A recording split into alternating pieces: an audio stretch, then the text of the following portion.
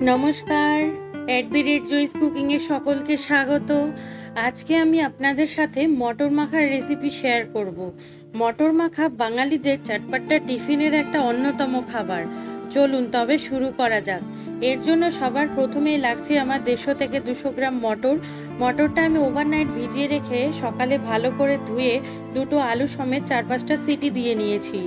আর লাগছে লবণ, কাঁচা লঙ্কা, কাঁচা পেঁয়াজ কুচি, লেবু, সর্ষের তেল, সেও ভাজা এবং ভাজা মশলা।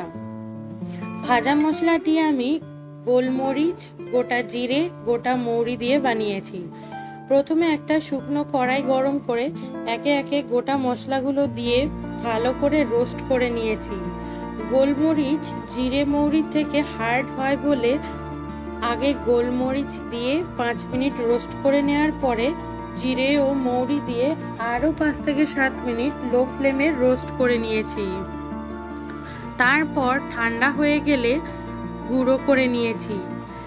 এরপর একে একে সেদ্ধ মটর, আলু, স্বাদমতো লবণ, লঙ্কা কুচি, পেঁয়াজ কুচি, লেবুর রস, ভাজা মশলা, সেও ভাজা ও সর্ষের তেল দিয়ে মটরগুলো আধ গোটা রেখে ভালো করে মেখে নিয়েছি।